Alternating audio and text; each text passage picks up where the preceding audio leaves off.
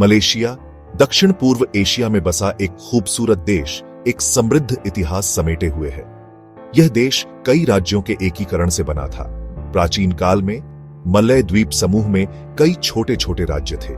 इनमें से कुछ राज्यों पर श्रीविजय और मजापहित जैसे शक्तिशाली साम्राज्यों का शासन रहा।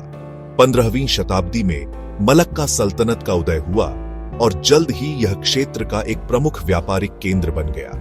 मलक्का की रणनीतिक स्थिति ने इसे मसालों के व्यापार के लिए महत्वपूर्ण बना दिया। यह समृद्धि यूरोपीय शक्तियों को आकर्षित करने लगी। 16वीं शताब्दी की शुरुआत में पुर्तगालियों ने मलक्का पर कब्जा कर लिया, जिससे इस क्षेत्र में यूरोपीय उपनिवेशवाद का युग शुरू हुआ। बाद में डचों ने पुर्तगालियों को हराकर मलक्का पर अपना अधिकार जमा लिया। 18वीं शताब्दी के अंत तक ब्रिटिश ईस्ट इंडिया कंपनी ने व्यापार के लिए इस क्षेत्र में पैर जमाना शुरू कर दिया था। 19वीं शताब्दी में ब्रिटिश ने धीरे धीरे मलय प्रायद्वीप के अधिकांश हिस्सों पर नियंत्रण कर लिया।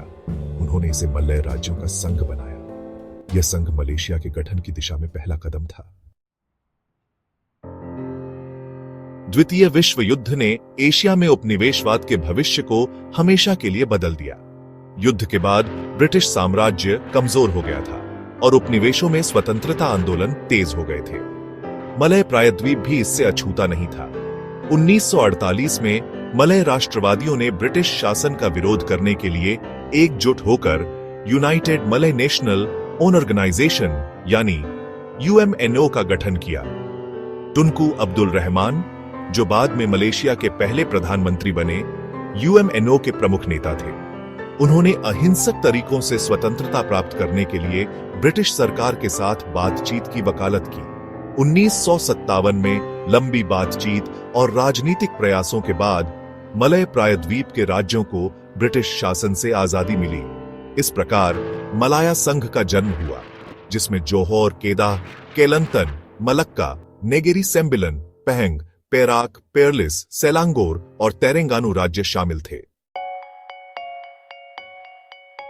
मलेशिया एक संवैधानिक राजतंत्र है, जिसका अर्थ है कि यह एक लोकतांत्रिक देश है जहां एक राजा या रानी होते हैं जो राज्य के प्रमुख होते हैं। हालांकि राजा की शक्तियां सीमित हैं और वास्तविक शक्ति संसद और प्रधानमंत्री के पास होती है। मलेशिया में राजा का पद वंशानुगत नहीं होता है। देश में 9 शाही परिवार हैं और राजा का चुनाव इन परिवारों के प्रमुखों द्वारा किया जाता है। राजा का कार्यकाल 5 वर्ष का होता है। टुनकू अब्दुल रहमान, जिन्होंने स्वतंत्रता के लिए आंदोलन का नेतृत्व किया था, मलाया संघ के पहले प्रधानमंत्री बने।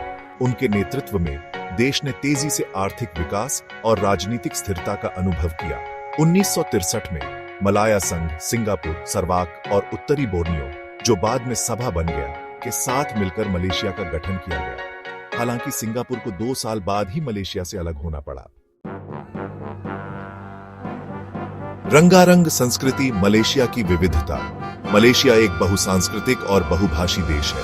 मलय, चीनी और भारतीय इस देश के 3 प्रमुख जातीय समूह हैं। इनके अलावा यहाँ विभिन्न देशी समुदाय भी रहते हैं, खासकर सबा और सरवाक में। इस्लाम मलेशिया का आधिकारिक धर्म है, लेकिन अन्य धर्मों जैसे बौद्ध धर्म, ईसाई धर्म और हिंदू धर्म को भी मान्यता प्राप्त है।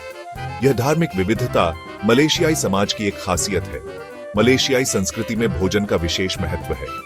यहाँ के व्यंजन मलय, चीनी और भारतीय प्रभावों का एक अनूठा मिश्रण है। नासी लेमक, चिकन राइस और रोटी कैनाई जैसे व्यंजन पूरे देश में लोकप्रिय है। आधुनिक मलेशिया, प्रगति और चुनौतियां। आज मलेशिया एक विकासशील देश है, जिसकी अर्थव्यवस्था तेजी से बढ़ रही है। यह पर्यटन, इलेक्ट्रॉनिक्स और ताड़ के तेल के उत्पादन का एक प्रमुख केंद्र है। मलेशिया ने शिक्षा और स्वास्थ्य सेवा के क्षेत्र में भी काफी प्रगति की है। हालांकि मलेशिया को कई चुनौतियों का भी सामना है। इनमें जातीय और धार्मिक समूहों के बीच असमानता, भ्रष्टाचार और पर्यावरणीय क्षरण शामिल हैं।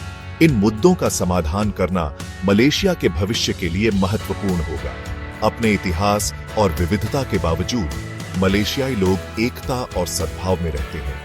यह एकता में शक्ति के सिद्धांत का प्रमाण है, जो इस देश की नींव का आधार है।